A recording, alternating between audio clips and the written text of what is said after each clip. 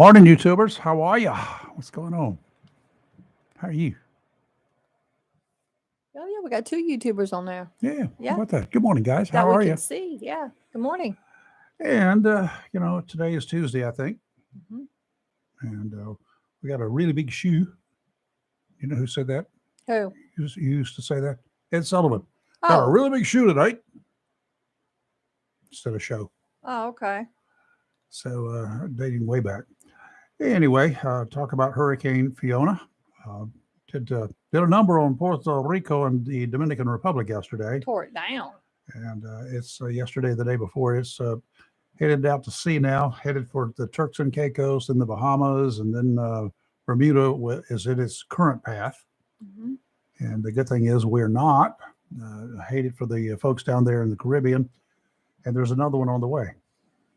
So Oh, nice. should enter the Caribbean the next day or so. And cross over the Windward Islands down not too far off South America.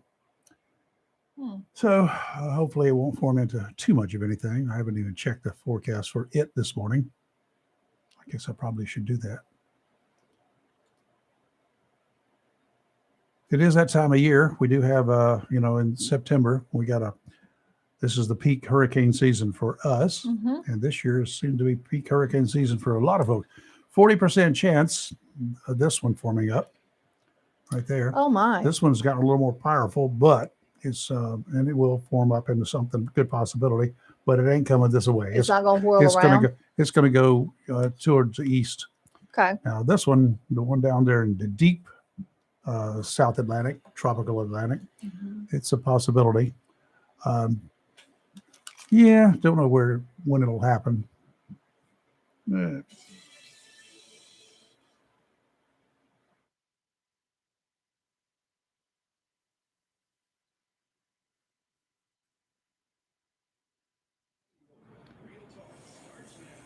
Well, I almost talked myself into a corner that time. Good morning, I'm Rayford Brown. And I'm Kelly Knapp. And welcome to Live and Local. We got a little early start this morning. We did. I'm not sure what happened. The computer gave us an extra minute or so.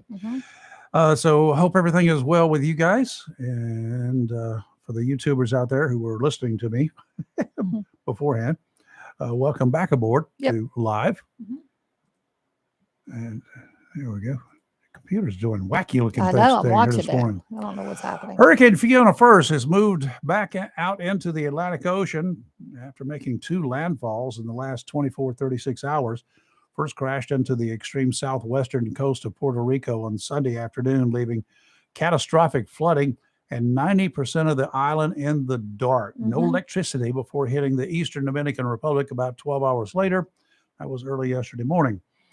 Fiona's high winds caused severe damage to Puerto Rico's power grid, which was destroyed by Hurricane Maria about 5 years ago. More than 2 feet of rain.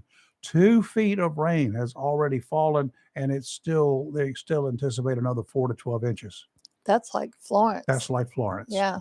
And the Dominican, and they got landslides and mudslides and all sorts of stuff happening there, especially up in the hilly areas.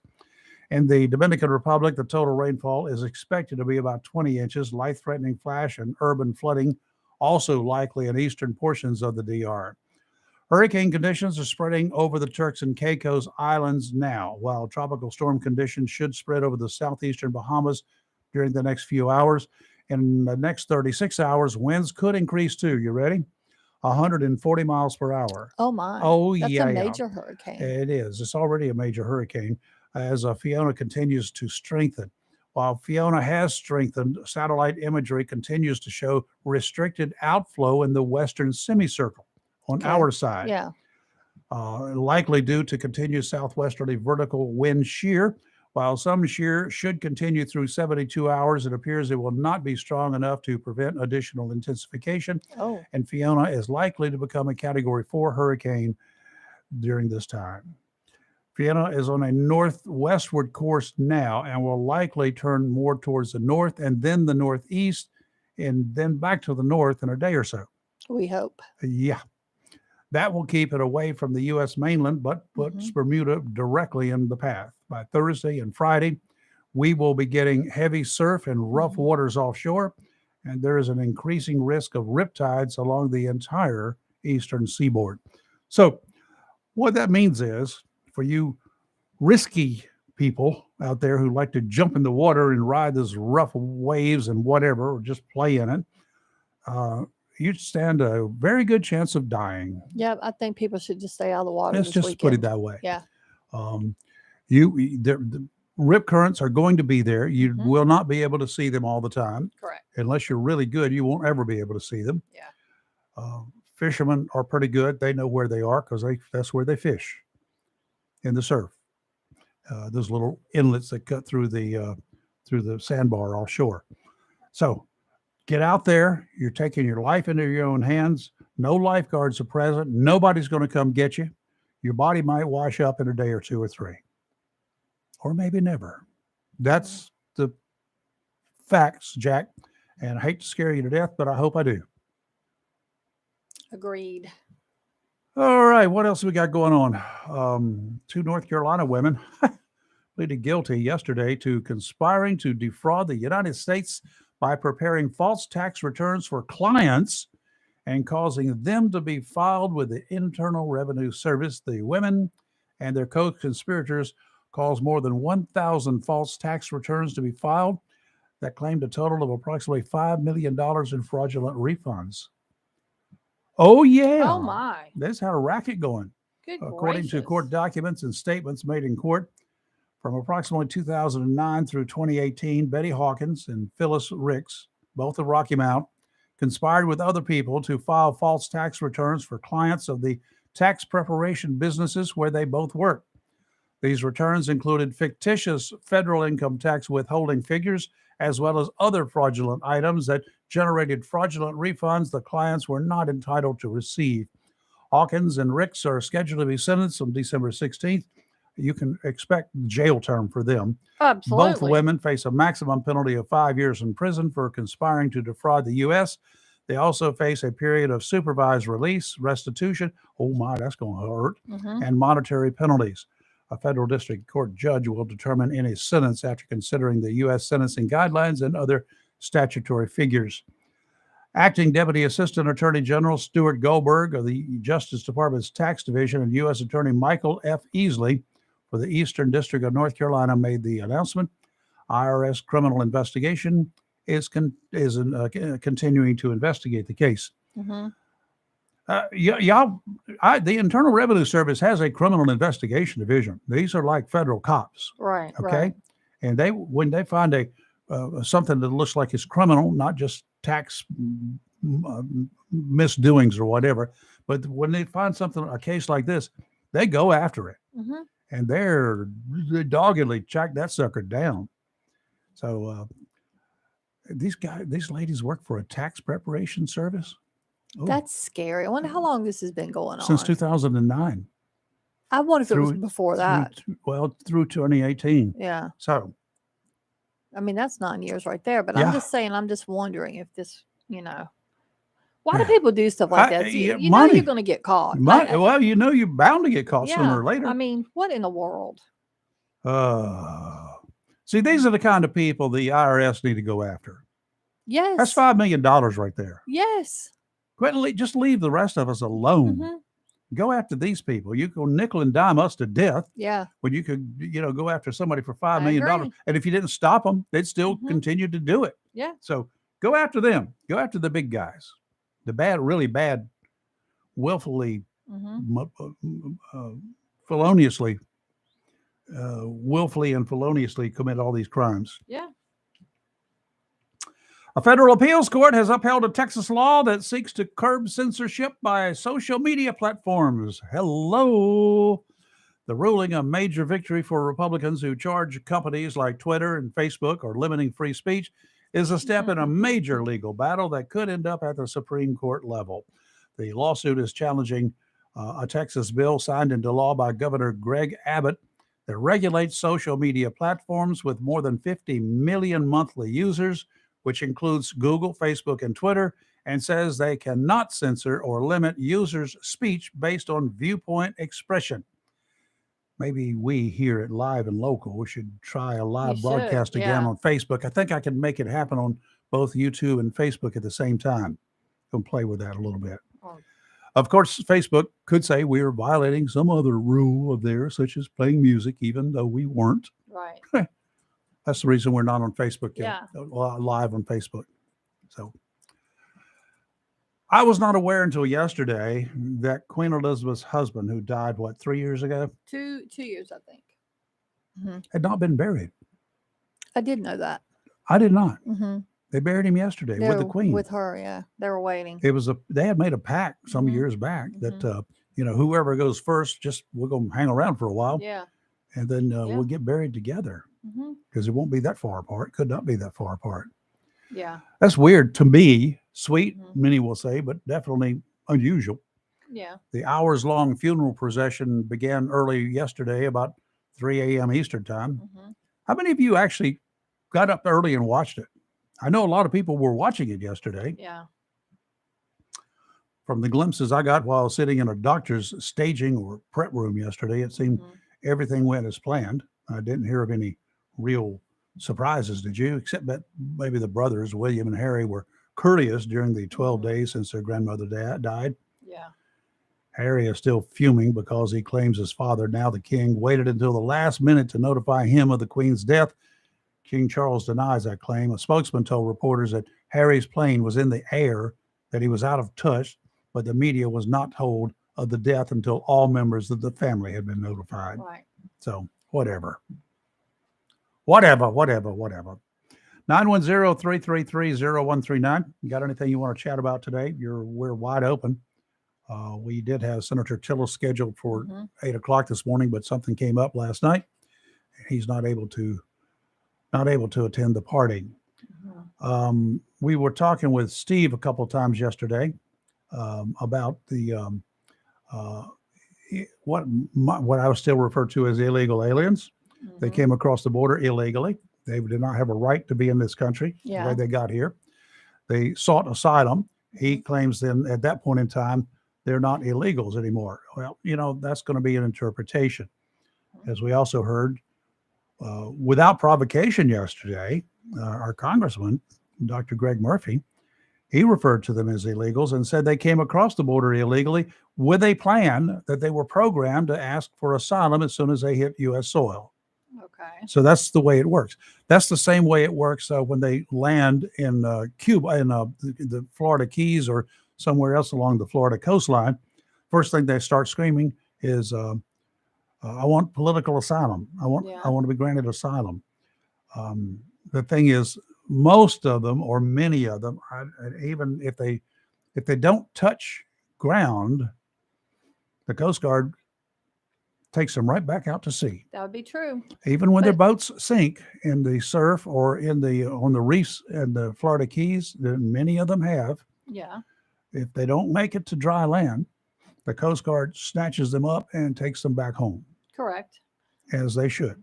But most of the things I've seen said they came in through Texas, the actual The ones border. that we're talking Yeah. about here. Yeah. Yeah. I don't know those that managed to get on this airplane. Mhm. And they got on the plane, according to you yesterday, they got on the plane in Texas, right? Yeah. San Antonio. And then according flew to- then to Florida, Yeah. didn't get off the plane, And stopped in Florida and Charlotte. and then flew into Charlotte, Mhm. didn't get off the plane, Mm-mm. and then they flew into, was it New York or Washington? One or the other. Wow. One of them was Washington. One of them was Oh, no, at no, no, no, Martha's no. Vineyard. Martha's Yeah, Vineyard, that one. yeah, That flight yeah. ended up in Martha's Vineyard. Because they're tracking. People are using that tracking software. Uh-huh. To track the flights. track them. Yeah.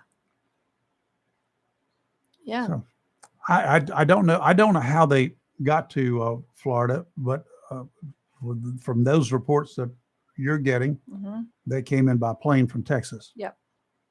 According to what I can find online.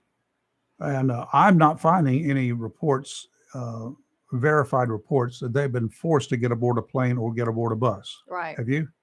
No. Mm-mm. That they were asked if that's what they would like to do, and then they're gone. Yeah.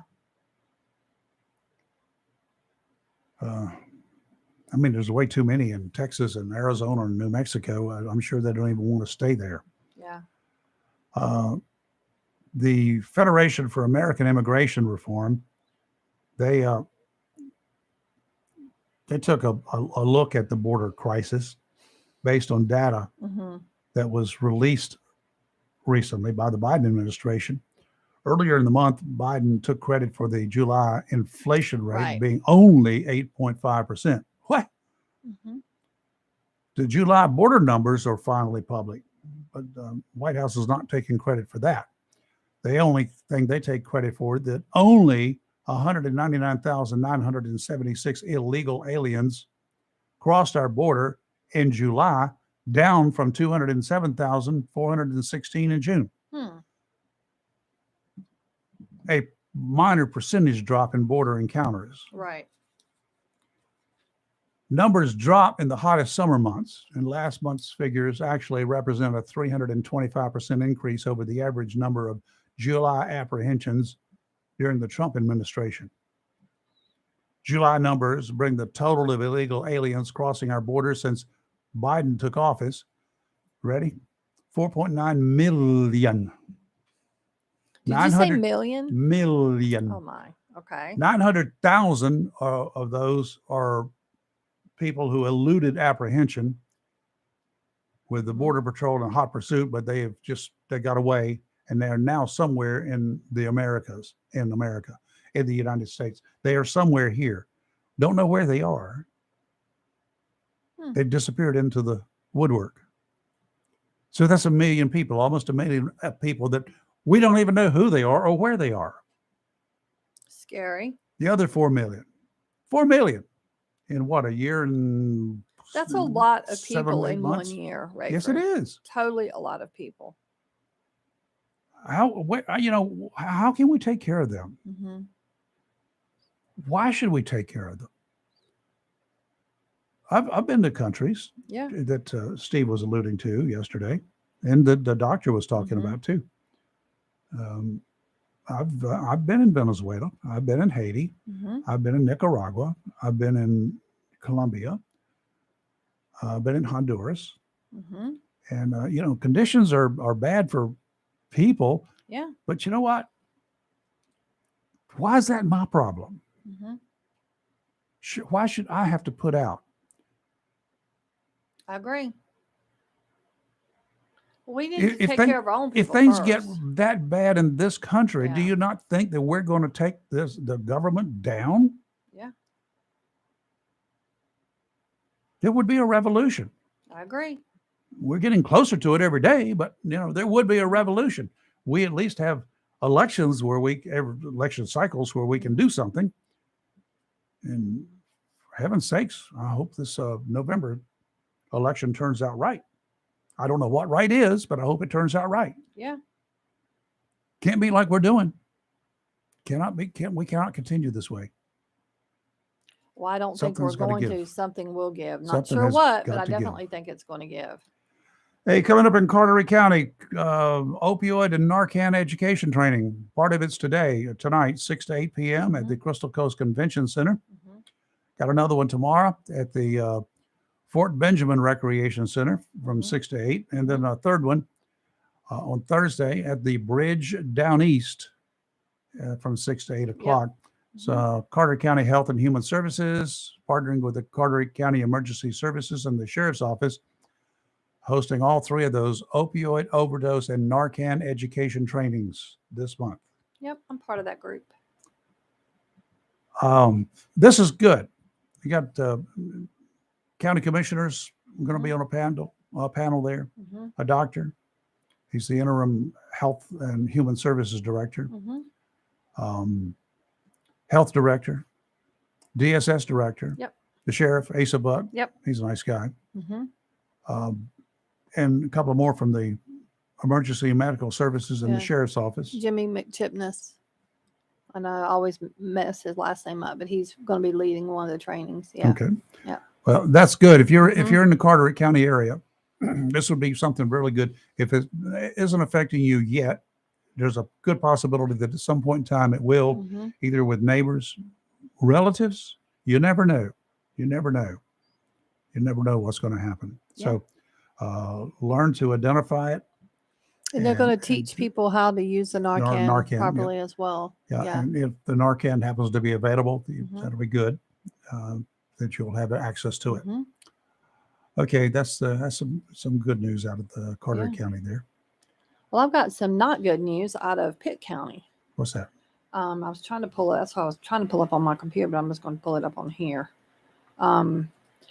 So on Friday at the Hope Middle School in Pitt County,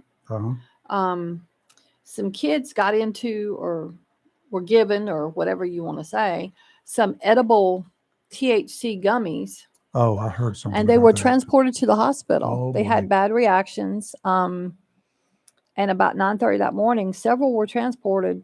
And the deputies seized some THC gummies and some marijuana. And one of the kids had actually passed out in the gym class, and paramedics had to come do their thing. Yeah. That was last Friday.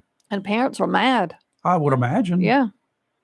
So, I mean, this is a thing. This is not uncommon in the middle school age group. And this is something I think parents need to really be vigilant about. I think a lot of adults have the misconception that it's only the high school kids that are doing stuff like this. Actually, it starts for some in late elementary, but definitely in middle school. And you need to be vigilant and have those kind of conversations with your kids about not eating gummies. And don't take anything from anybody. Okay. And I know for some of these kids, they think it's cool. They think there's not going to be a reaction, but you can react to anything. Yeah. And the worst part about it is a lot of these gummies are not regulated enough by the FDA and stuff. You really don't know what's in them. So I just, encourage parents, grandparents, aunts, uncles, neighbors, friends, to even talk to your kids, your kids' friends when they're at your house about not doing stuff like this, because you do not know what could happen. No, you don't. Good morning. Uh-oh. Yikes. We got Let's see a if tone. I can get rid of Hold that. on. Oh, that's better. Doug, are you there?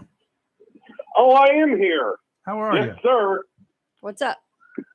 Well, the word of the day, Kelly, is vindication. You may remember a couple of days ago I called in and pointed out that keep your eyes on the fact that the story of the migrants will probably lead to charges being filed for human trafficking, and Rayford blew up. Rayford doesn't like it when I bring the truth. Rayford famously said, "You can't call up and just say this stuff." Well, guess what happened last night? Once again, Doug Wall What happened was proven last night? to be right. Yeah, what did happen? The sheriff of the county in San Antonio, his name is, I'll give it to you in a second. His name is Sheriff Javier Salazar of Bexar County, which is where the detention center was, has announced he's opening up a criminal probe against Governor DeSantis for human trafficking. Wow, where have we heard that before? I predicted it happened. Rayford has to eat crow because I once again was right. You said they would be arrested. I said there will be an investigation for human trafficking. And then you said, you don't know what human trafficking is. Well, apparently me and the San Antonio sheriff do. No, that's his opinion. And that's your opinion. You have your opinions. Well, I said it was going to happen, and it happened. I was right. You were wrong on that. And I'm trying to figure out how the San Antonio sheriff would be involved in an investigation for human trafficking involving the governor of Florida. Because that's where all the 50 folks that went to Martha's Vineyard came from. They were added. This is a very sad story. They were at a detention center, and the sheriff goes into this. If you can look up the articles, they were at a detention center. He says they were legally here in the country, that they had not violated any rules, regardless of what you want to call it. They were legally here. How? If they were at a detention center, how were they here legally? What do you mean? How were they here? How did they get into this country legally? This is what the sheriff says. No. In your opinion, how did they get into this country legally? Well, do you want my opinion, or do you want the guy who's actually investigating the case? Well, let's hear your opinion, and then we'll hear what the guy says. I have no opinion. I just report. I'm not a man of opinion. I'm just a man of fact. So what does the sheriff say how they got into this country legally? Now, let me stop you, Doug, for a minute, because I just pulled this up. It said Salazar said he was unable to definitively provide a statute or criminal activity that was broken. But what I can tell you what was done to these folks is wrong. He said he wanted to find out sooner rather than later what charges, if any, will apply and to whom. So I don't know that he will be able to go. My first thing would be, wouldn't you need to go after the people in Texas first? Because they came from the migrant, according to him, this guy, they came from the Migrant Resource Center in San Antonio. So wouldn't you charge the San Antonio people? You would charge, you have to charge the guy who's providing the plane.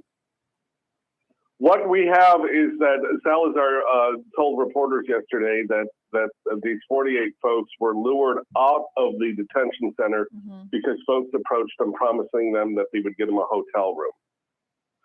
So they went off with these guys, and instead of finding a hotel room, they found a plane, boarded a plane, and the plane landed up in Martha's Vineyard. That's human trafficking. Well, they were paid That's $200 cash by a mysterious woman called Perla to recruit people to board a plane to Martha's Vineyard on Wednesday. That's what the migrants were saying. This is what the sheriff said. What infuriates me the most is what we have is 48 people here legally. We have every right to be here. How are they here legally if they were being detained? Don't interrupt the sheriff because you don't like what he says. Do you respect law enforcement? Listen and hear him out. They have every right to be here, and they were preyed upon, lured with promises of a better life, and with the knowledge that they would cling to anything that was offered to a better life, and were exploited and hoodwinked to make this trip to Florida for what I believe was political posturing. I have no doubt. Sorry that you don't support law enforcement, Rayford. It's right there. Sheriff Salazar. I'm not questioning the sheriff's opinion. You and the sheriff. I'm not questioning the sheriff's opinion. I'm questioning how they were here legally. Tell me how they were in this country legally. Did they have a passport and come through a marked location where they're supposed to apply for, citizenship or for entry into the U.S.? How did they get here legally? What does that matter for what happens Whoa! It matters a whole lot. They are illegal. It does not. Keep them confined. If they are deemed by authorities who have granted them asylum, how they got there is irrelevant. The crime is what happens next. That's what you don't want to focus on. The crime is when they cross the border. Were they put on a plane illegally? Let's ask that. How did they get on the plane? Did they force them? Was the actions of getting on the plane legal or illegal? The sheriff down there says it's illegal. Well, we'll find out. According to this, some of the migrants claim to have been approached and paid $200. So that would tell me they willingly got on the plane. They were played with. They were played with. I mean, I'm just quoting what the sheriff is saying. I predicted this would happen, and lo and behold, 2 days later, it happened. I know you guys hate it when I'm right. I hate being right all the time, too. It's a lot of pressure. You guys can't possibly understand how hard it is to be right. I have no problem with you being right when you're right, but according to what I'm reading, I don't know if we're not reading the same thing, that he hasn't indicated that any laws have been broken yet. He just wants to check it out. Except when they came across the border. Did he announce, though, that he is investigating? That doesn't mean that does not mean that the law has been broken. Well, he did not say he was investigating DeSantis. He was just saying he's investigating people. He said, I have the headline I have right in front of me. A Texas sheriff will investigate DeSantis' flight of migrants to Martha's Vineyard. Okay, I'm going to read this. Hold on, because it says he did not mention specific suspects, but he had the names of some suspects involved who we believe are persons of interest at this point. Because once again, this originated in San Antonio. So regardless of whatever, you're going to have to deal with these San Antonio people first. And I would even say some people from that Migrant Resource Center consider that's where these people were. Why did no one from the center say, hey, why are y'all leaving? And the sheriff talks about this. They have the right to walk around the campus that they were at. Oh, I agree. They're not in prison. Yeah, no, I understand that. And people can approach them, which in this case they did. They approached him with a bunch of cash and promises of cash. Yeah. And now a criminal investigation, as I predicted, has happened for human trafficking. Mm-hmm.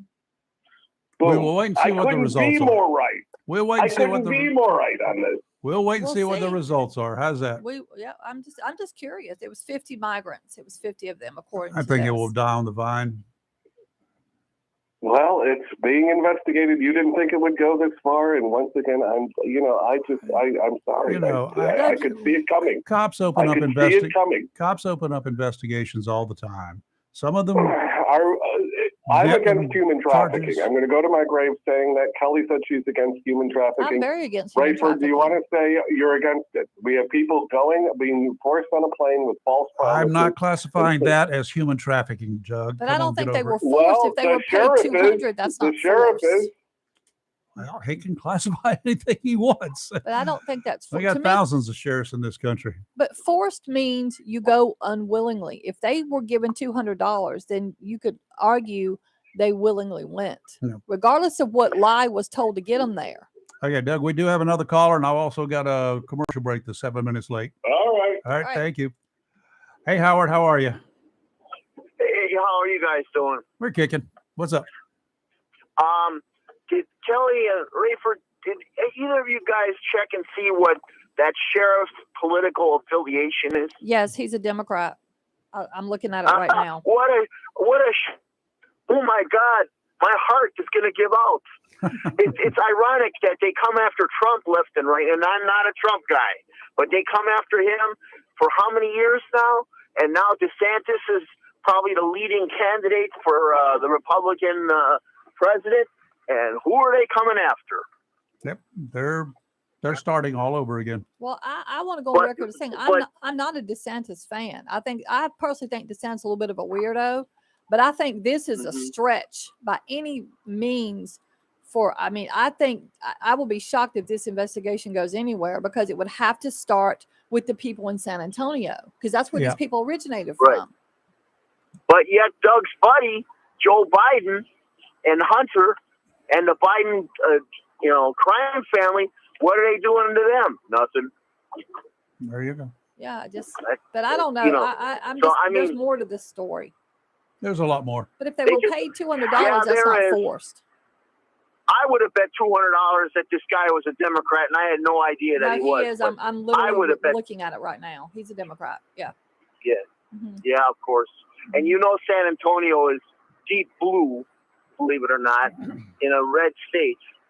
But that's just it. I have a son that lives in San Antonio, and he complains to me all the time about how blue they are over there. And I said, how can they be blue? And I guess it's true.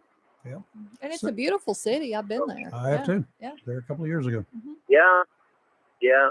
But I'm just saying, I'm sick and tired of politics. I really am.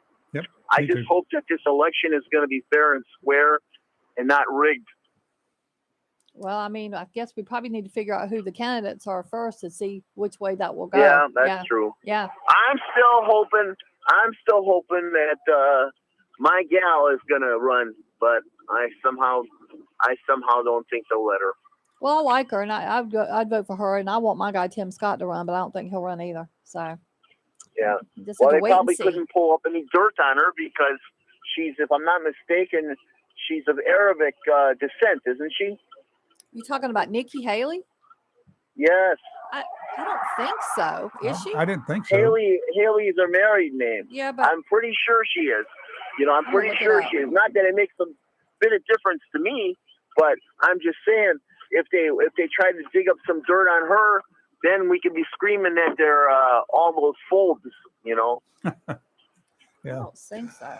We'll check it out. Thank you, Howard. I'm going to look, Howard. All right. Thank you, guys. Take care. Live and local Real Talk. Don't go away. We'll be right back.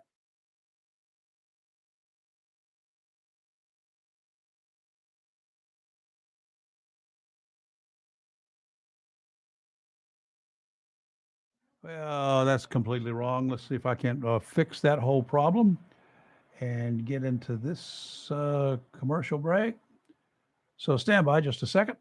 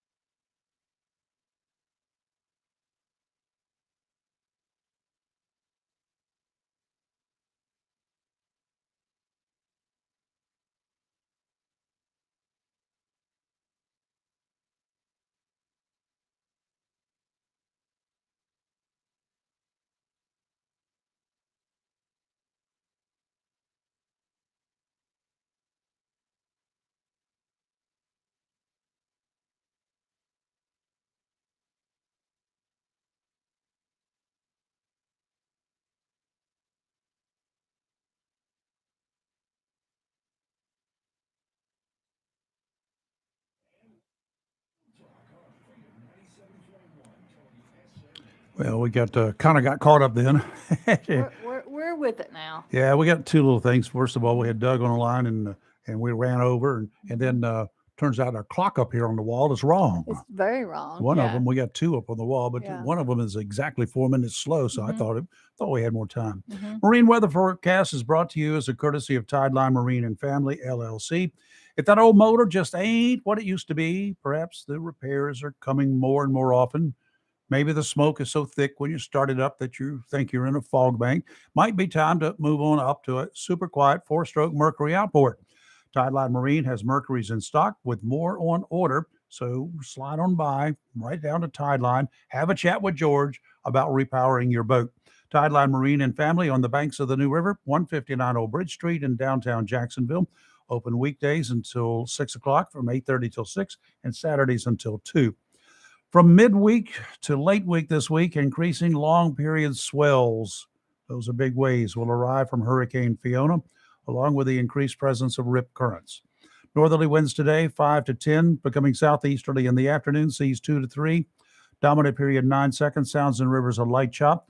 Tomorrow, northeasterly winds 5 to 10, becoming easterly in the afternoon, seas 3 to 5, except 2 to 3 near shore. Thursday, it's going to be a change. Southwesterly winds 5 to 10, increasing to 10 to 15 in the afternoon, then becoming northerly 20 to 25 after midnight, seas 5 to 8 feet. Sounds and rivers a light chop in the beginning, and then they're going to get rough after midnight going into Friday. Today, sunny, high of 91. Tonight, clear, low of 69. Tomorrow, sunny, high of 89. Tomorrow night, clear, low of 68. And on Thursday, sunny, high of 92. And then comes Friday when it gets cold. We're going to freeze to death. And I wanted to say something to Howard. I know you're listening. So you're correct. Nikki Haley, her parents were Indian immigrants from like India. So, yeah. Okay, let's see what else we got cooking around here.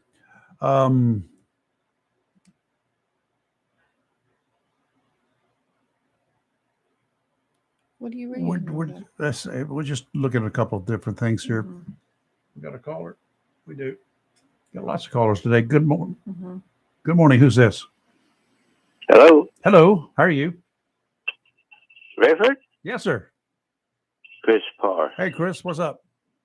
I can't barely hear you, but I just want to add a little information to what Professor Bovine Excrement constantly comes up with. He says he's a man of the facts. Well, on that story that you were discussing, what he failed to point out also is that, and I'm reading from this, probably the same source he is that the sheriff's move follows requests from Democrats, including California Governor Gavin Newsom, Florida Agriculture Commissioner Nikki Fried, U.S. Attorney for Massachusetts Rachel Collins, also President Joseph Biden. Well, bless their hearts. So indeed, and of course he is a Democrat, without a doubt. Yep. So anyway, that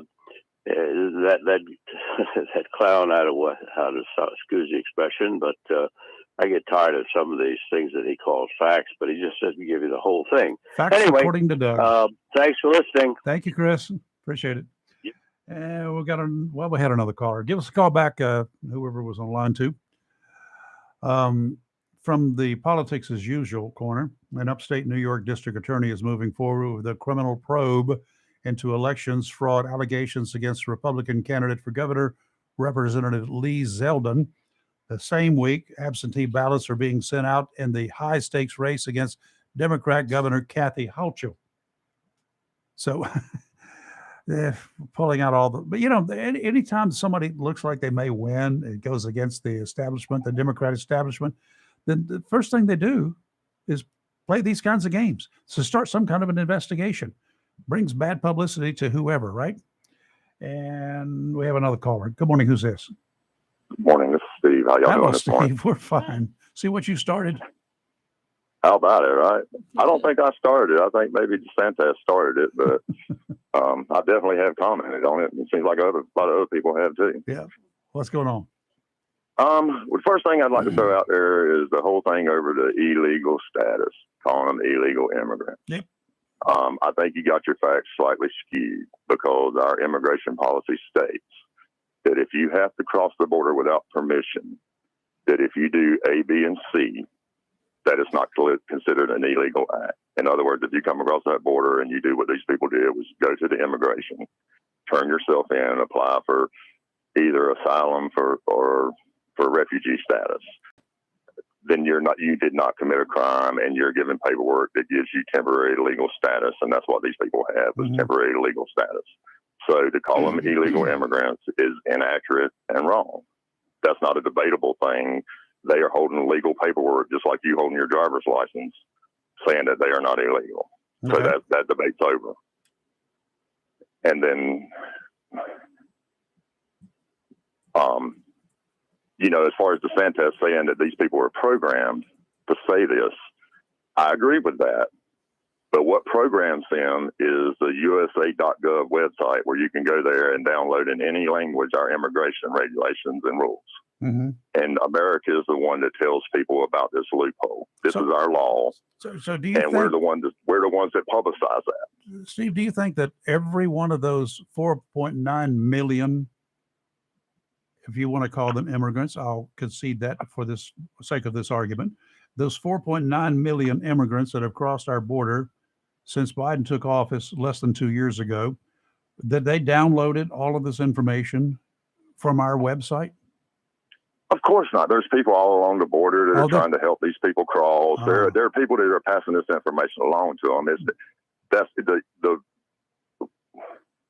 It seems like you're trying to fixate on how they actually got the information, but we're the ones that publicize it. Nobody would know about it. It wouldn't be possible if we didn't make it a law, and nobody would know about it if we didn't publicize it to the world. So if there's somebody along the southern border that's passing this information along to people, what would you expect otherwise? I'm sure that they're passing it along to them, and I'm sure that they're doing it out of the goodness of their hearts, right? Well, what their motivation is irrelevant to me. I don't know if it matters to you. I mean, the information is being passed along. These people know it. It's a loophole we have in our laws that says you can do it this way, and you will get a fair day in court in America. I mean, why would these people not be willing to take that opportunity that we provide to the world? How many it's not their fault. They're not bad people because of that. How many of these individuals who are supposed to have a day in court have shown up for their day in court when they were called? They can't hey, brother, you're preaching to the choir. I'm not trying to argue those facts with you, but our laws are our laws. Well, and if they don't suit your agenda, then lobby to have them changed. But don't blame the people who are benefiting from that law. It's not their fault. No, I'm lobbying just as hard as I can to change that. I feel you there. And as far as it being illegal, what happened, I would suggest to y'all that you look at the interview that Sean Hannity did with Ted Cruz. I ain't a Ted Cruz fan at all, but he did go to Harvard and Yale, and he was a lawyer who argued in front of the Supreme Court successfully. And Sean Hannity asked him if it was illegal, and he said, if you did it, you would be locked up for human trafficking. Now, that was on Sean Hannity, and Ted Cruz said it. Yep.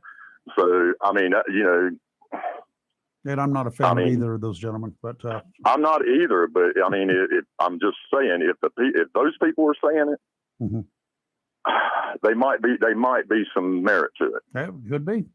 We'll see. Yeah. And just, I'll be honest with you. The thing that upset me the most is that they dropped these people off with no concern or care as to where those children were going to eat or sleep that night. All in an effort to make political points. I'm not going to disagree with you about the political points, and it should not have been done. And the thing that got me yesterday with the Honorable Dr. Greg Murphy, it never shocks me when such an educated person says such an uneducated thing. On your show, he said he completely agreed with what DeSantis done. Yes, I know he did. And even you don't agree with that, Rafer. I don't agree with it.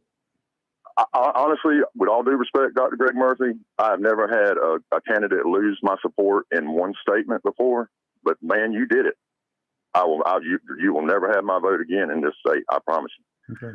Because I mean, that is, I can't believe he sided with that. These people will send a busload of orphans off a cliff if they think they can score some political points. I think that's probably a bit of a stretch.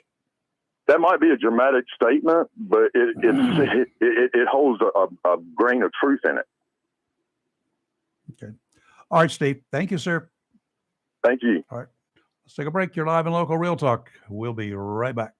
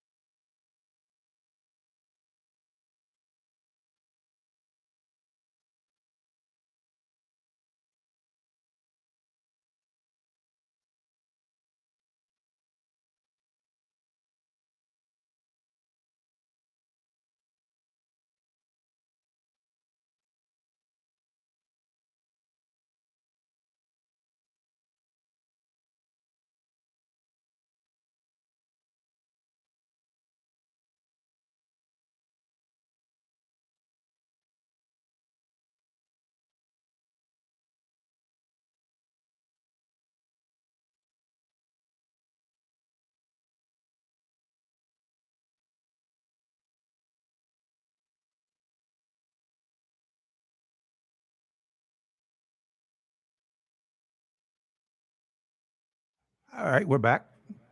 And I guess we only have about a minute or so. I keep looking at the wrong blasted clock. Okay, we're going to take another break, and then we'll be back on the other side. And I won't hide this bottom clock over here. I think that's the best thing to do with that, so I won't look at it anymore. You're live in local Real Talk, Freedom 97.1, 1120 a.m., WSME.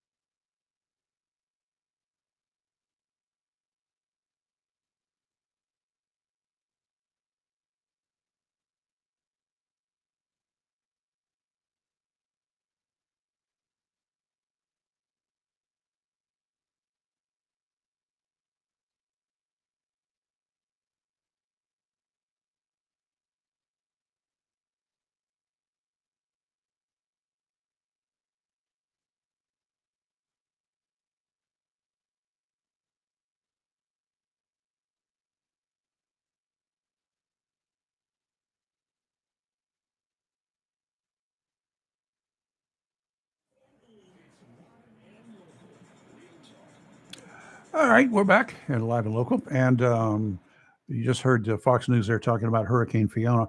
Currently has winds, sustained winds of 115 miles per hour. Yikes. It's building in open water for the most part, and it going to impact some of the islands there in the South Atlantic, north of Puerto Rico and the Dominican Republic, Turks and Caicos, and some of the Bahamas, the Bahamian Islands as well. That before it gets all the way up, starts to weaken, it's going to gain strength and could have 140 mile per hour sustained winds. That would be a Cat 4. It's already a major hurricane with 115 mile per hour winds. There is another system. It's east of Bermuda, several hundred miles east of Bermuda. They call it disturbance number 1. Becoming better organized and could possibly form up within the next 2 days. 80% chance of becoming a tropical something. Environmental conditions appear marginally favorable for additional development, and a tropical depression is likely to form within the next day or so before upper level winds become less conducive later this week. The system should move generally northward or northeastward, again, away from the United States. Now, disturbance number 2, possibility of forming up within 5 days, 50%. It's a tropical wave located several hundred miles east of the Windward Islands. That's way down just off the north of Venezuela area, well, north of the South American coastline there on the east side. And it's moving westward 15 to 20 miles per hour. Gradual development of the system is forecast, and as a tropical depression could form by the latter part of this week as the system moves into the eastern and central Caribbean Sea. In other words, it's going to cross over the Windward Islands. That's the thought process now. And in the Caribbean, then it will become probably a tropical storm or possibly a tropical depression only. But Fiona, the one we're looking at now, that's the critical one. But all eyes are on the East Coast, and we should be okay as long as it goes according to the path that the National Hurricane Center has laid out there. Okay. Through with that one for the time being. Yeah. What else we got? U.S. manufacturers, they're got problems with supply chains as we know it, right? Near record high inflation as we know it. They're ticked off, and they're now, as a group, demanding that politicians get off the pot and do something. And they're becoming politically very active. It's called the National Association of Manufacturers, and they released its Competing to Win agenda earlier this week or late last week, calling for action in tax policy, workforce development, and other areas to help boost U.S. manufacturing competitiveness. Okay. That's it's got to be done something. You know, if we keep depending on foreign entities like China to keep us supplied, all they got to do is just pull the plug one day and we're out. Yeah. We're hurting. Toilet paper to drugs to everything else. We're going to have to become more self-sufficient in this country. It's just not right that the Industrial Revolution of the 1800s, and look where we are now. We've sold our souls to China, other countries. True.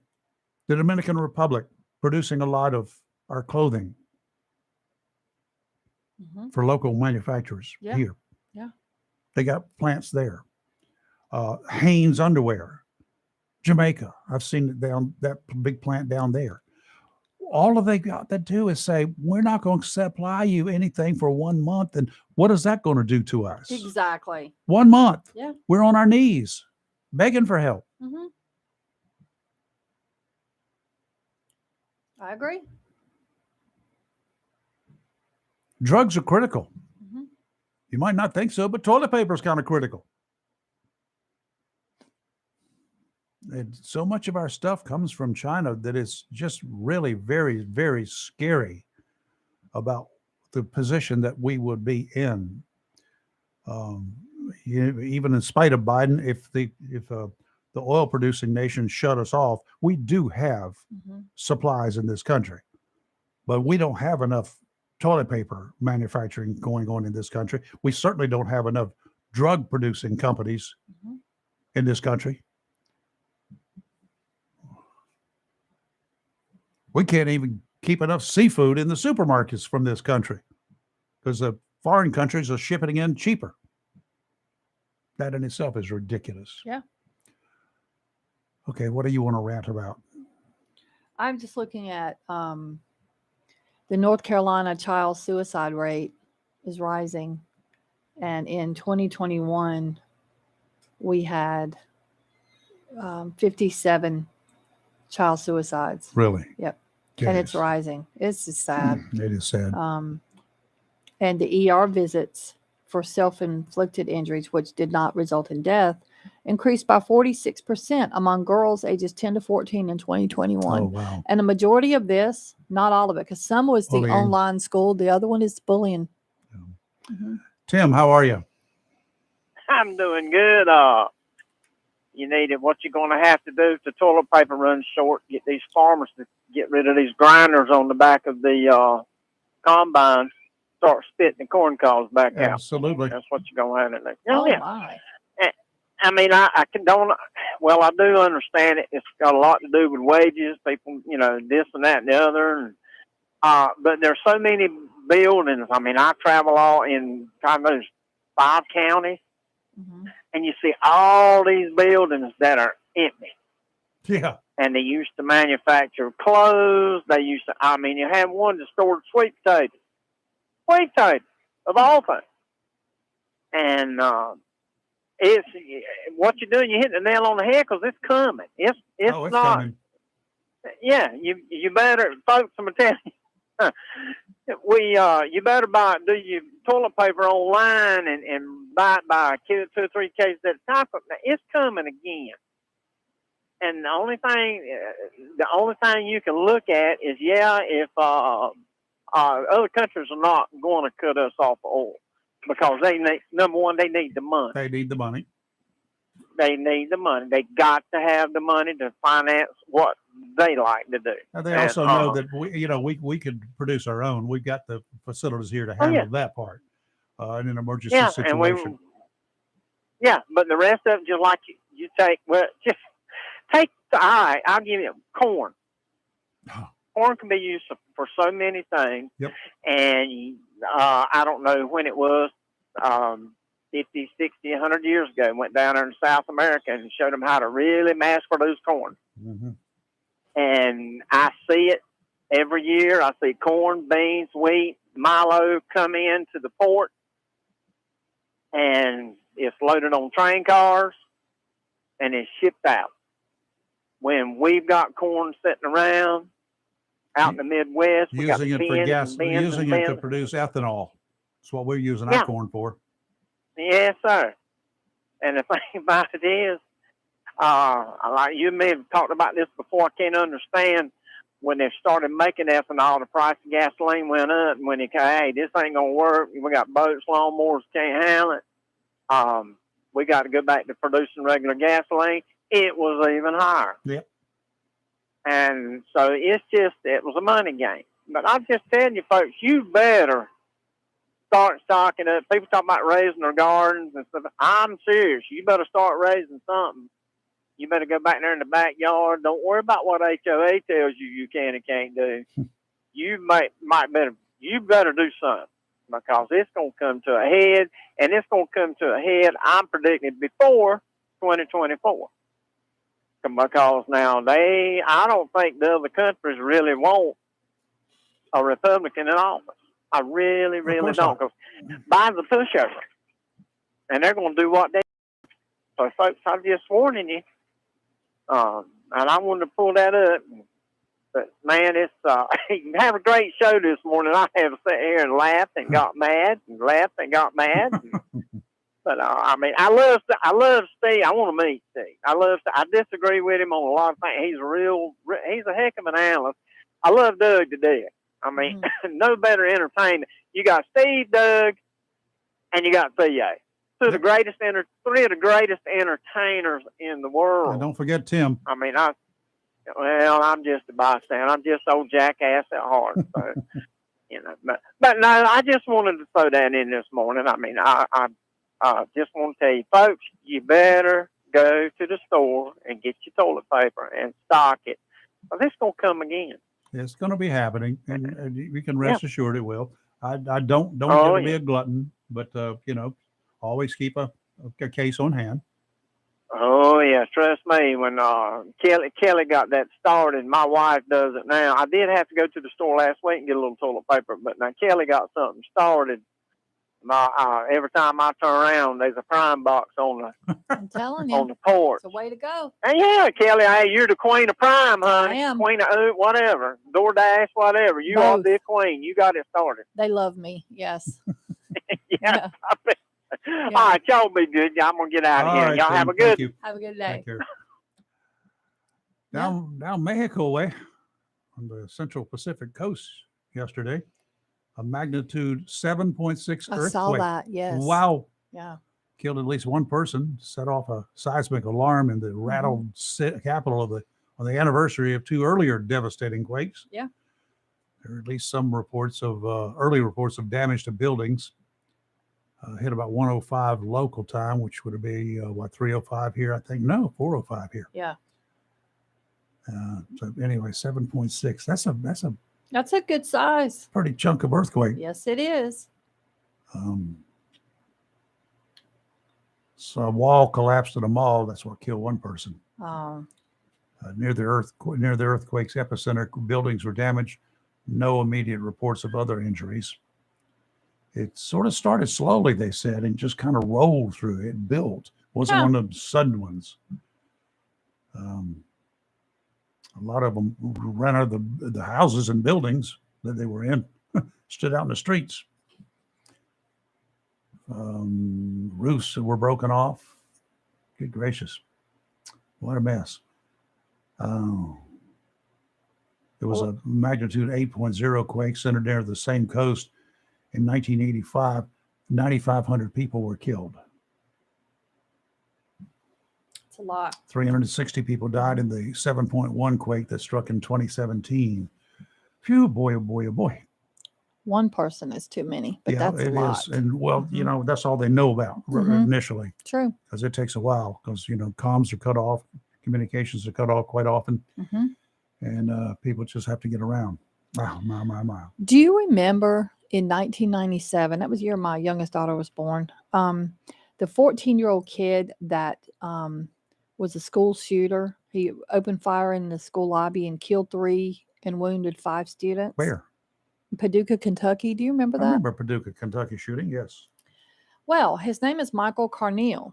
So he's getting out, huh? Well, today he goes before the parole board to see if he's requesting to be paroled. And people are not happy. They started the hearing yesterday, and the ones that were injured and close family of those killed testified. One of the girls who testified was paralyzed. She's in a wheelchair now, obviously. And she's like, there's too many what ifs. She's like, what if he stops taking his medication? What if his medication stops working?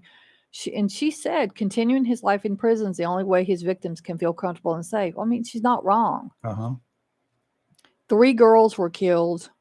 14-year-old Nicole Hadley, 17-year-old Jessica James, and 15-year-old Casey Steger. Yeah. Wow. Yeah. And then the family members of the ones killed, testified again in that parole hearing yesterday. Apparently it's a two-person panel of the full parole board is hearing his appeal.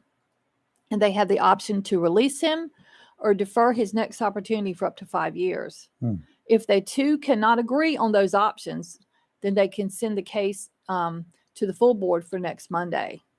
And only the full board has the power to deny him any chance of parole, forcing him to stay in prison for the rest of his life. I hope that happens. Yeah. One kid named Holland Holm, who was wounded, he testified on Monday about lying on the floor of the high school, bleeding from his head and thinking he was going to die.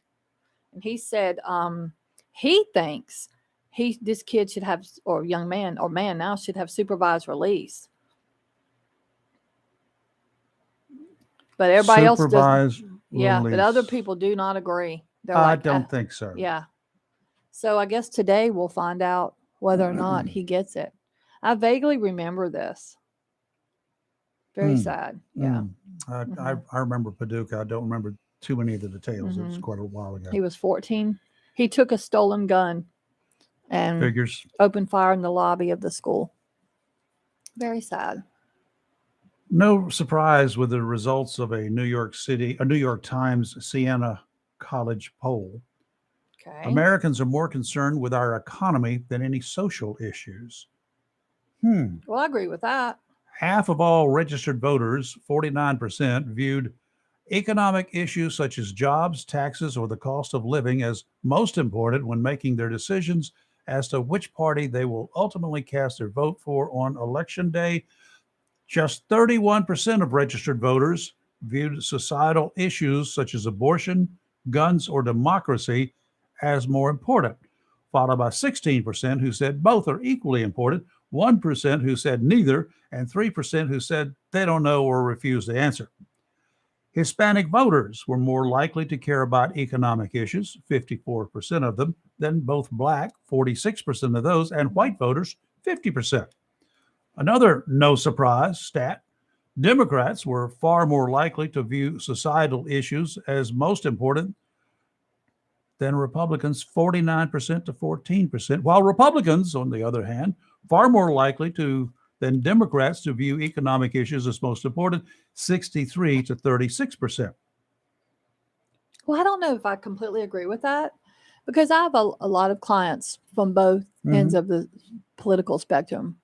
And equally, I would say the ones that bring up stuff like this are equally concerned about the economy way more than social issues. Well, that's what they're saying here. But so they're not saying that. But I thought you were saying that they were saying like Republicans think more about the economy than the Democrats. But, They do. Well, see, what I'm seeing, and maybe just a small amount of people, they're equal. My Democrat clients are just as equal as Republican, and they care more about the economy. These people are, they're right. They're somebody yesterday. You're missing the wild card here. What's the independents? Me. Yeah. My team. Mm-hmm. Independents were more closely aligned with the Republicans on the issues. I agree with that. Viewing economic issues as more important than social issues, 54 to 27%. But I think the media does a really intense job of trying to, cause a divide between the political parties. Of course. And I think why that, not? There's no news if you don't have a divide going on. I agree because I will say it again, and what I'm seeing, and this is just little me, my Democrat clients are just as concerned about the economy as the Republican clients are. Now, keep in mind, you've got a special select group of people, Democrats or Republicans, right? They're probably not the average Democrat or the average Republican. Some are. Well, some are, but by and large, your group of people that come to you for counseling. Correct. So they're going to be on a class all by themselves, I think. Than just walking out on the street and grabbing another group of people. Just normal voters. I don't know, because voters. some of these people are just coming to council because they're just coming to vent, or a lot of them have stressful jobs. A lot of people I see just have job stress. Some are coming for, issues from childhood, but they're now adults and they finally decided to address it. So, not everybody has these deep rooted issues. I mean, I have some of those clients too, but some of them are just people that they come in there. Some literally come in to vent. Like they hate their jobs, or they, so. Who vents more, them or you? I listen. You don't vent? So you're the whipping boy. No, I just listen. I had one client yesterday say this is the best part of their day is when they come into my office so they can just unload. And they made the comment that I did not, they were glad I don't, they'll ask me sometimes my opinion, what do you think I should, whatever and all. But for the most part, they just feel comfortable. They like my office. It's very cozy in there. Okay. What color is it? Blue. It's calming. And it's like dimly lit. Like there's no like a lot of natural light coming in, There's lamps, and I have these 2 jellyfish towers and salt lamps and stuff. Very therapeutic. I'll send you a little Okay. video. Yeah. Let's take a break here. Live and local Real Talk. Weather's next. Don't go away.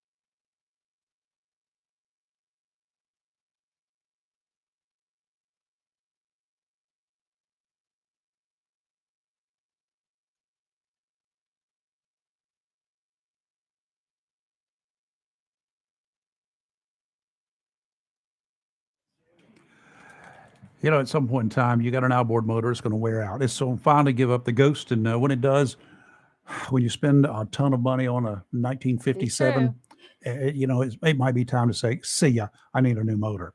Well, you can run them down a Tideline Marine. They've got some very nice, super quiet 4-stroke Mercury outboards in stock. Got some in stock, more on order. If you're in the market for one, go by, have a chat with George, and make sure he gets the one that you want. It's not just that you're ordering a 20 horsepower Mercury. You got to know whether you want what the shaft length is going to be. You got to have all this information. You got to know whether you want electric start, whether you want electric trim and tilt, whether you want a tiller steering, or you want something you're going to put on your boat with a steering wheel. It's not just you want a 20 horsepower motor. They come in all sorts of things, and the Tideline can't stock them all. So you need to, it will likely have to be ordered. Okay. So get on down Tideline, Tideline Marine and Family on the banks of the New River, 159 Old Bridge Street in downtown Jacksonville. Don't wait till next spring. Yeah, don't do that. Don't do that. Yeah, If you're no. going to want one for next spring, order it now. Mhm. Okay. The winds, the waves, this big old, what they call long period swells, Mhm. are going to be increasing along the North Carolina coast over the next couple of days, courtesy of Hurricane Fiona. And there's going to also be an increased presence of rip currents, Mhm. rip currents along the entire eastern seaboard are Yes. going to be here. Mhm. I don't care where you go. You can't outrun this thing. Mm-mm. Today, offshore northerly winds 5 to 10, becoming southeasterly this afternoon, seas 2 to 3, dominant period 9 seconds. Sounds and rivers a light chop. Tomorrow, northeasterly winds 5 to 10, becoming easterly in the afternoon, seas 3 to 5, 2 to 3 near shore, sounds and rivers only a light chop. And on Thursday, southwesterly winds 5 to 10, increasing to 10 to 15 in the afternoon and evening, then becoming northerly 20 to 25 after midnight. Seas big, 5 to 8 feet. Will be about the same thing on Friday, by the way. Sounds and rivers will have a light chop to begin with, will become rough after midnight going into Friday. That's a big old yikes right Yes, there. it is. Today, sunny, high of 91. Tonight, patchy fog. This or coming up between 4 and 5 a.m. Otherwise, mostly clear, low of 69. Tomorrow, sunny, high of 89. Tomorrow night, clear, low of 68. On Thursday, sunny, high of 92. But then Friday, it's going to drop. Yeah. Wow. The post-hurricane stuff. Yeah. Yeah. Now, I'm going to ask you right now, Mm-hmm. just open your mind, Okay. pretend you're a Democrat, pretend you're as much of a Democrat as you are a Republican, okay? Okay. And if Biden, what kind of advice would you give him as to whether to run or not to run? I would say don't run Why? because he hasn't done, in my opinion, a lot of things, and our economy's gone down under him. In my opinion, I don't know. That's what I would say. Mm-hmm. He's trying to make up his mind, apparently. For the whole time he's been in office, and even before he took office, he said he would run again in 2024. Mm-hmm. He said it like a month or two ago. He said it 2 years ago during his entire presidency. He's been saying it, maintained that he would seek a second term. Mm-hmm. His vice president, Kamala Harris, said last week that she would be his VP. Mm-hmm. But during the 60 Minutes interview that aired Sunday, Mm-hmm. Biden seemed a little unsure about that actually happening. Whether he's going to do it or not, I don't think he really knows. Look, my intention, he said, that it began with this is really weird. This is a direct quote. All so right. this also Let me try to follow along. Look, Okay. my intention, as I said, that began with is that I would run again. What? Yeah. Are you reading that as he said it? As he said it. But it's just an intention. But is it a firm decision that I run again? That remains to be seen. I don't understand. That's what he anything, said. But that doesn't even make sense. Is that it's straight sentences? It's an intention. It's all along. It's been my intention to run. I'm interpreting what he said. Okay. All Help me. along, it's been my intention to run. I've Mhm. always maintained that. But it's only an intention. It's only an intention. Only an intention is what. Okay. In his first news conference after he took office in 2021, that was in March of 2021, he was Mhm. asked if he would seek a second term. The answer is yes. My plan is to run for re-election. That's my expectation. Then last year, he told ABC News that if I'm in the health I'm in now, if I'm in good health, then in fact, I would run again. During the 60 Minutes interview, the president said that it's much too early to make that kind of decision. I'm a great respecter of fate. And so what I'm doing is I'm doing my job. I'm going to do that job. And within the time frame that makes sense after this next election cycle here, going into next year, make a judgment on what to do. I don't know. Good morning. Who's this? Uh-oh. Hold on.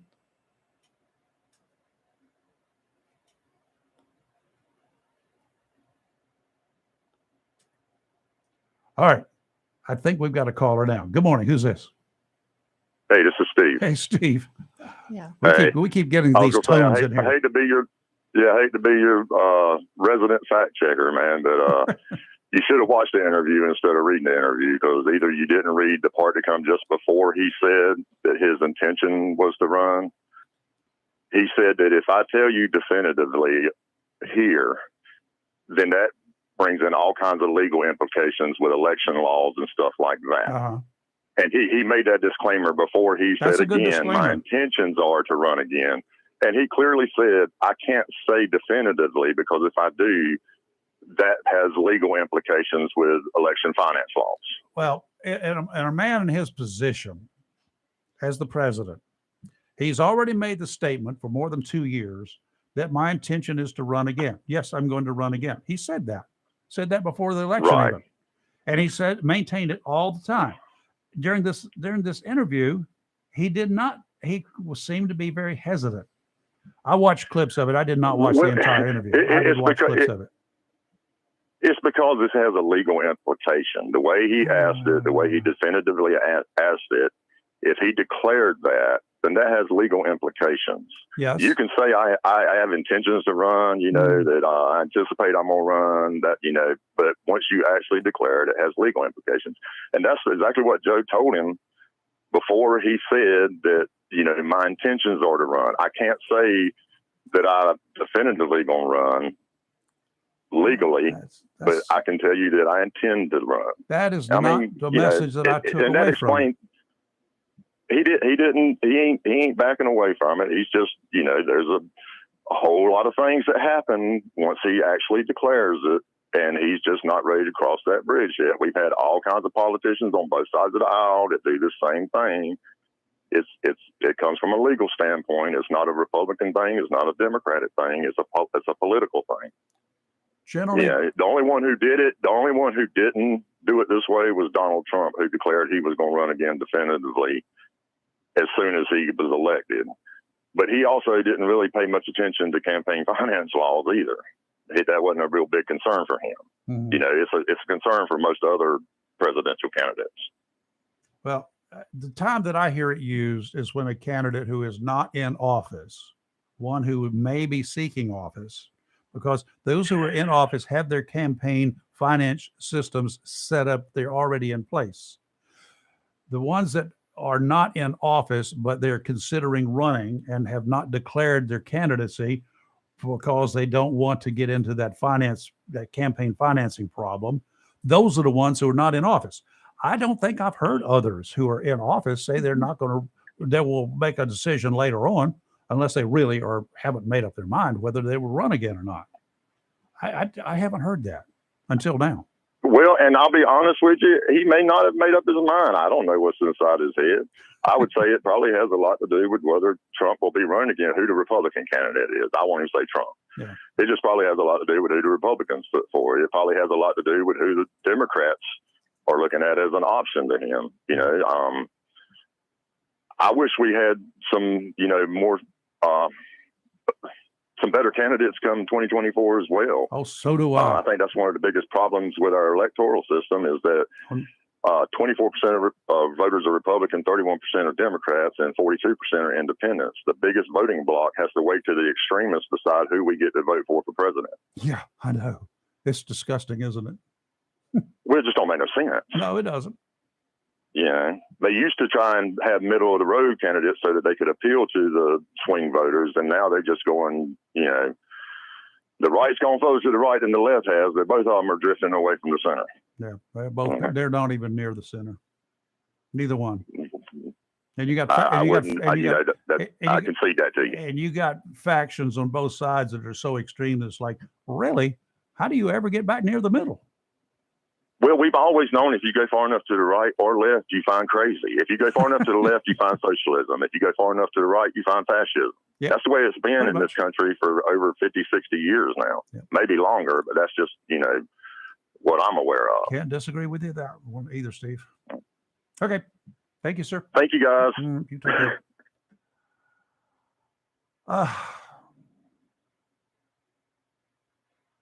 Let's see. Where are we now? What do we need to do? Group of Republican House members sent a letter to Defense Secretary Lloyd Austin yesterday demanding answers about a leaked memo describing what they called blanket denial of religious accommodation to the military's COVID-19 vaccine mandate. 15 Republican members of Congress were responding to a partially leaked internal memo by the Pentagon's acting Inspector General, Sean O'Donnell, to Austin, written in June, but circulated on September 2nd. The IG writes in the memo that he reviewed concerning denials of religious liberty accommodation requests from COVID-19 vaccination requirements. O'Donnell stated that the purpose of the report is to inform the Secretary, Austin, of potential noncompliance with standards for reviewing and documenting the denial of religious accommodation requests from service members. He said the DoD hotline lit up with dozens of complaints regarding denied religious exemption requests from military service members. In the letter, the House member cited reports that the Pentagon has overwhelmingly rejected almost all of the 24,000 service member requests for religious exemptions to the vaccine. They're wholesale refusing. Yeah. That's what went down. Yeah. Now, to me, it's like some people inside the insurance industry have fessed up. When you file for an insurance claim, Yeah. the first thing they do is deny it. Yeah. And they may deny it a second time. Mhm. And if you are still in the game after 3 times, then they'll look at it. Mm-hmm. That's happening to me right now with Humana. I've been denied twice. I'm going to file another appeal. Mm-hmm. I've even got my doctor saying this, what the reason is. Now I'm going to provide them some documentation above and beyond because they're so stupid, they don't look it up themselves. That's scary to Yeah. think. Now, if I would, with ailment, the problem that I got, I applied for opioids. If my doctor would prescribe opioids, which she would, Yeah. I could get all I want and more. Yeah. Maybe that's what I would do is start selling them and then go buy the stuff myself that I really want. What do you think? I don't think I want you doing that. Yeah. No. All right, we'll take a break. 910-333-0139. You're live and local. We'll be right back.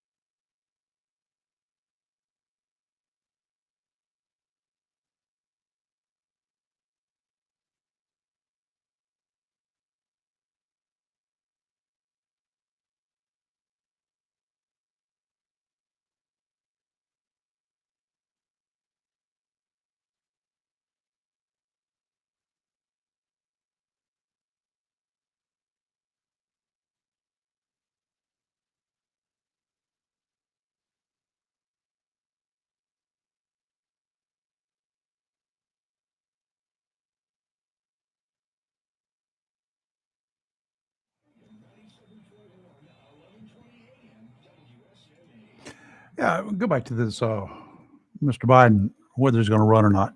I think that Democrats like Obama and other bigwigs, I don't think they've signed off on Biden as their choice in 2024. That they have, they certainly haven't made it known, have they? Agreed. The DNC is not jumping up and down with this guy. I still think that the plan all along was for Sleepy Joe to serve only 2 years and a day, Mm-hmm. which is coming up January 22nd, Mm-hmm. 21st this Yeah. year, next year. Yeah. Then announced he was stepping down due to his health concerns.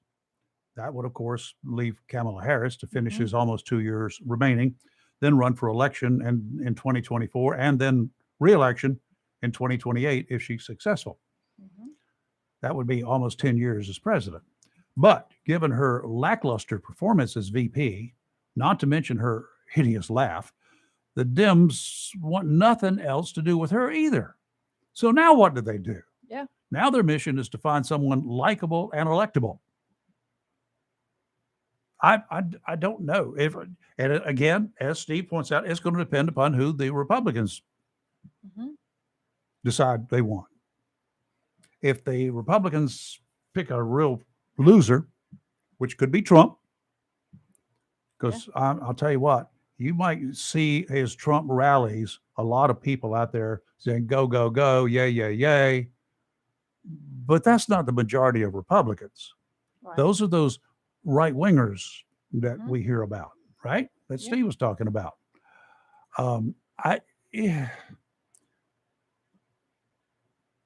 It's who runs as a Democrat, who the Democrats finally settle on, will come around, I think, probably early next year. Mhm. They get through this midterm elections, and if they did not do well, they better find a strong candidate, and that won't be Joe Biden Yeah. or Kamala Harris. They're going to have to find somebody else. Mhm. Who would it be? Now, if the Republicans say they don't want Trump, the majority of the Republicans, and those independents who vote as a Republican in the primary, keep in Right. mind, there are a whole bunch of us who vote as a Republican or a Democrat, and the majority of the independents vote as a Republican True. in the primary. Mhm. Okay, so Mhm. that the majority of the people in this country will be deciding who, if they vote, will be deciding who the Republican nominee is going to be. Will they support? Because you got to keep in mind those independents, those rascals like me. We're not extreme right or definitely not extreme left, Mhm. True. and we make up a majority of the voters in this country. Yeah. Okay, so who is out there on the Republican side other than Trump and DeSantis? God help us. Who is out there? Nobody. Well, there's a lot there. There's somebody there. There's got to but be they've got to somebody come there. out of the woodwork, so to speak. Yeah, because there's something They got to happening. declare an intent. But I still maintain maybe they are. They're just waiting. I would, I think let's wait and see what happens after We've the heard November no noise. election. We got DeSantis making noise. Well, I don't like. I've never liked him though. I think he's weird. Well, he is weird. He's just very. I think his views are not altogether there. After that school shooting down there, Mm-hmm. he appointed, and after a couple of years, he got rid of the sheriff for that county, remember? And then he appointed another guy. He appointed a Democrat sheriff Mm-hmm. who has a criminal background, Mm-hmm. who killed a person when he was 14 years old. And then he lied on all of his applications about it. It was in self-defense, but that's not what the application is. Yeah. DeSantis, I'm not a fan. Never have been. That was a stupid move on his part. He did no background. No. One day he Mhm. hired him. He's weird. I just think he's a weirdo. So I just think the Republicans or whoever's considering it is coming out, not going to come out until after the November elections this year. I think maybe we'll see somebody. I don't think it'll be Trump, and I'm hoping it won't be DeSantis. I just don't think DeSantis has the base across the U.S. and this crazy migrant stunt did not help him at all. Did the stunts, you think, brought in the extreme rights for him, the right side of the Republican Party? Yes. Do you think Biden can beat him? Yes. Do you think Harris could beat him? No. Nobody likes Harris. Even a lot of the Democrats don't Oh, I like know her. they don't like her. Yeah. So Yep. I don't think Harris has a chance. Okay. She needs to not even try to run. You're live and local, Real Talk. We'll be right back.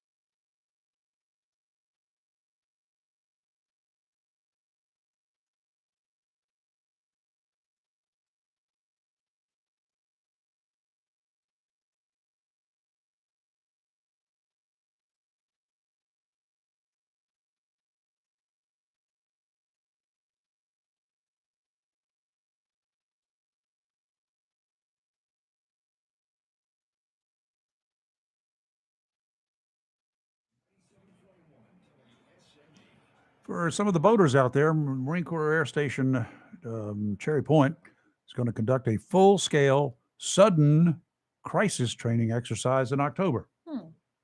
The training exercise will take place from 8 a.m. through 3 p.m. on the 11th of October. During the training, the federal waterside boundaries of Slocum and Hancock Creeks and the Neuse River will be closed to the public. People living in that area can expect to see heightened activity by military personnel, civilian law enforcement, and first responders on surrounding waterways. Of course, when the exercise concludes at 3 p.m., the waterways will again be open to the public. I don't Wonder what kind of full-scale sudden crisis training exercise that will be. That'd be interesting. No. Going to be 6-7 hours of it, Mm-hmm. and we're going to have civilian law enforcement and first responders, along with military personnel, will be on the waters during this sudden crisis. Wonder what kind of scenario they've got. I'm just curious. Yeah. Makes me wonder. Well, we've got a little crisis brewing ourselves here in the eastern part of NC and really throughout the state. North Carolina Department of Health and Human Services announced that 4 big-time serious West Nile virus cases have been reported. It's double what it normally is this time of year. Mm-hmm. And they're saying there's 100 just regular West Nile cases, but these are the neuroinvasive kind. Oh, boy. One of them's in New Hanover County. Oh, too close. Yep, that's what I'm saying. It kind of made me a little nervous. And let's see, they were 2 was in, where were they at? Durham. One was New Hanover, and Durham, Cumberland, Mecklenburg, and New Hanover. Yeah, and then 100 just regular West Nile virus, which is bad enough.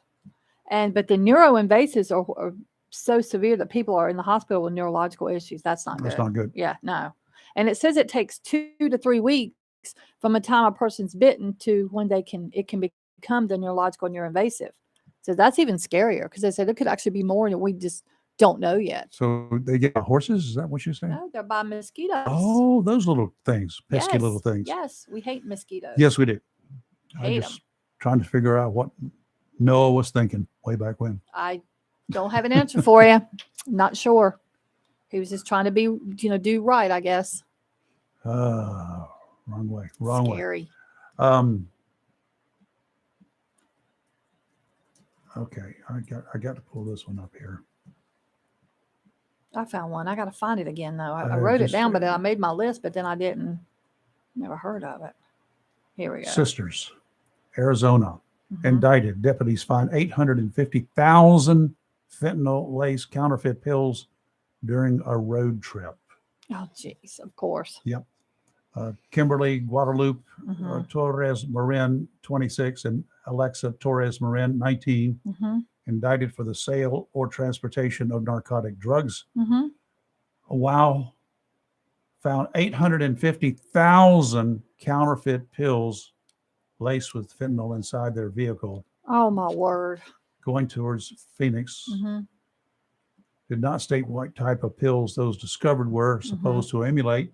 We do know that there are presses out there that press out what looks like Percocet pills, but is mostly or laced with whatever the other substance is. It's laced with fentanyl, and it's killing people. Okay. It's killing people. You can order some of this stuff online. We know that there's a bill, the Cooper Davis bill, that's being introduced in Congress, and that needs to be rushed through to stop those online sales. Snapchat, TikTok, whatever other platforms that they're using to sell this stuff. We do know that it killed a 16-year-old boy, Cooper Davis. Yeah. He took a half a pill. He sure did. First time ever. Yep. So please we got to get our handle on this fentanyl crisis.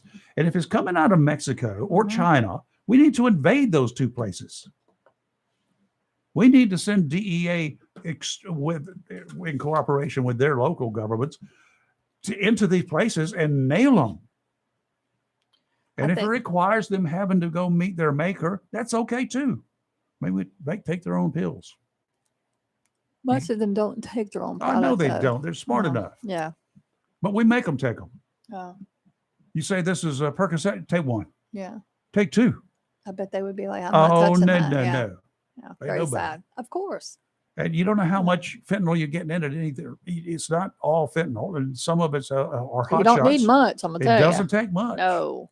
And when you're measuring something that small, you ain't going to be exactly right all the time. Okay, we're going to go, and we'll see you again here tomorrow. Same time, same channel. And if you want to listen to us at any time other than 97.1 or 1120 a.m., you can listen to us on Freedom 97 on WSME971.com. Mhm. You can listen there. You can listen to us, of course, on our YouTube channel, and we may test out the waters on You're Facebook just again just to determined to see. get us shut Oh, down. you I know, like well, it. if they shut us down, they I shut think us that's down. your We're plan. not even there now. So Yeah. what difference does it make? True.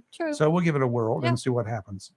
And we'll keep our eyes on Hurricane Fiona and the other system down there getting ready to cross in the next couple of days into the Caribbean. We'll let you know. We'll follow that one as well. See what's happening. Yep. You're live and local, Real Talk Freedom 97.1, 1120 a.m. WSME. Have a great day. Rick D's coming up after at 10 o'clock this morning with the Daily D's. Fox News is now. And at 3 o'clock, it's Chris Hollywood Man Yeah. in the house.